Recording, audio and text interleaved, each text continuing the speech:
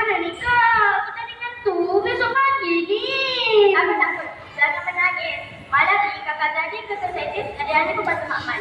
Hari kakak tolong adik. Kita guna bahan-bahan yang ada di sekeliling kita. Kita akan belajar bahan-bahan di sekeliling kita mengikut SPM Sains tahun 4 kandungan 8.1 asas bahan dan 8.2 sifat bahan. Mari adik, kita geledah kotak misteri kita. Apa dapat kotak-kotak ni daripada bahan-bahan store rumah kita. Kotak pertama, tumbuhan. Lihat ukuran kapas yang lembut ini kak. Betul. Daripada pokok kapas, diproses menjadi benang dan diterang menjadi Societies yang kita pakai hari ini. Pokok balak pula menghasilkan kayu untuk dijadikan meja, kerusi dan juga pensel yang adik guna untuk menulis. Pokok getah pula menghasilkan sarung tangan getah.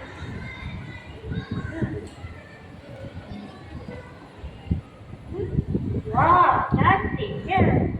Kalau dapat pakai, mesti best. Amboi! Adik, kerja kita mana habis lagi? Kotak kedua, haiwan. Kulit lembu atau kabel dikeringkan dan diproses menjadi jaket kulit atau tali pinggang yang kukuh. Betul. Kambing bini-bini pula ditenun menjadi kancah dan atau ul untuk memadamkan badan buatnya untuk tisu. Bambu sutera diproses menjadi baju sutera dan kain sutera. Kotak ketiga, cuk. Batuan. Batu-batu tepi jalan ni boleh buat apa kak? Batu-batuan dah besi logam tinggal dan dileburkan. Hasilnya kita dapat logam yang kuat untuk batu besi ni. Dan batu silika yang dileburkan menjadi serbet kaca yang jernih dan masuk seramik.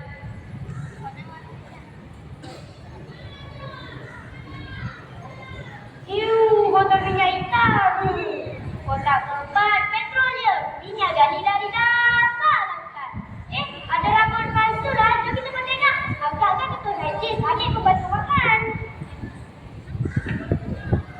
Melalui proses kimia digilas, cair hitam juga boleh menghasilkan plastik dan kain sintetik. Segala botol air, baldi dan mainan adik kat rumah tu sebenarnya berasal daripada petroleum. Wah, barulah adik tahu. Tumbuhan dan haiwan, bahan petroleum semua sumber asas bahan. Mari kita ingat selalu. Wah, barulah adik tahu asal usul bahan. Belum habis lagi. Langkah kedua, kita mesti uji kenal sifat fizikal bahan ni secara ada dalam makan adik-adik kita. Pembantu mamat saja. Saja Profesor Gagak. Mari kita mulakan ujian. Ujian pertama, seram dan kalis air. Okey, mula-mula adik pegang tuala, akak pegang penyembuh. Kita akan uji sama ada tuala menyerap air ataupun tidak. Oh tidak, tuala daripada tumbuh-tumbuhan ni menyerap air. Habis tuala dah basah meluncur. Tetapi, lihat plastik daripada petroleum ini. Air tidak serap. Kalau mengalir turun dengan lebih. Ini membuktikan plastik bersifat kalis air. Ujian kedua, aliran haba. Okey, mula-mula adik pegang sudu besi, akak pegang sudu plastik. Kita akan uji sama ada sudu besi ataupun sudu plastik mampu mengalirkan haba ataupun tidak. Mula-mula, kita tuangkan air panas ini ke dalam bekas.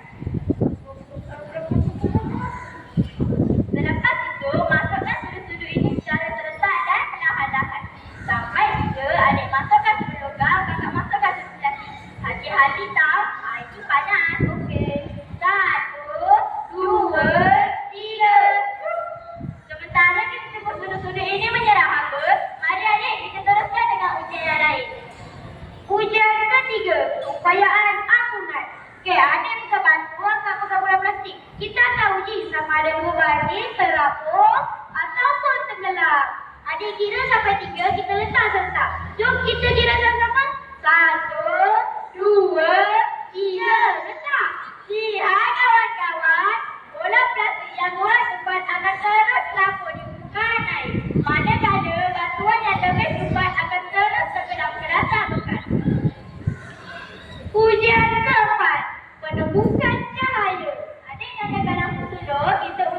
bertiga jenis bahan yang beza. Kita tengok cahaya tembus ataupun tidak. Bahan pertama, karbon. Tak ada cahaya lah. Cahaya disekat sepenuhnya. Ini bermakna karbon ialah bahan legam. Bahan kedua, plastik jenis. Sekarang lihat, cahaya nak menembus plastik dengan sangat dalam. Ini namanya bahan retina. Bahan ketiga, kertas kulit. Sekarang lihat, cahaya nak menembus plastik dengan kurang sedap. Ini namanya bahan cahaya. Ujian kelima, aliran elektrik. Kita sampaikan klip ini pada sudu besi.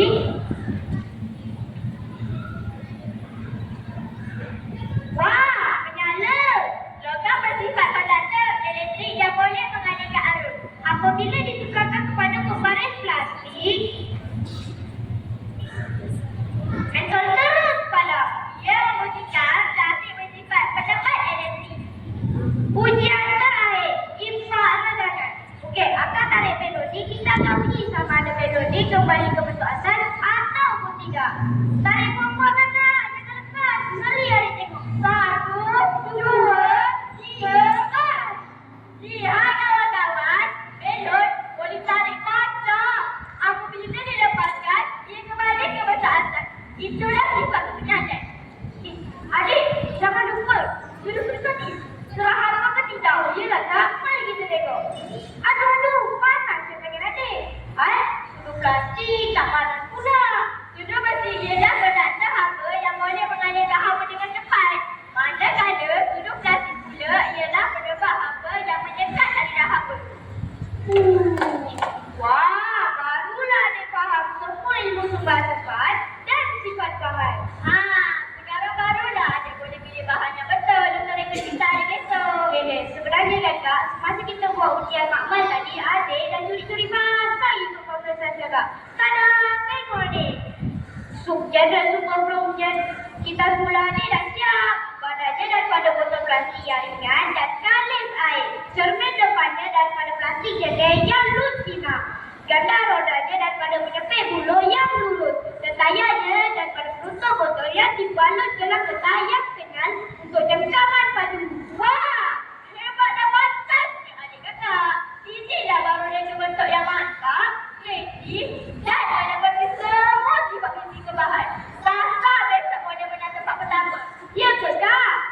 Ingat kawan-kawan, reka cipta yang hebat tidak memerlukan komponen yang mahal. Tetapi dengan memahami sifat fisika bahan, para bangunan di sekeliling kita boleh menjaya integrasi luar biasa dan berfungsi. Terus kuasai STEM. Sekian, terima kasih. Mereka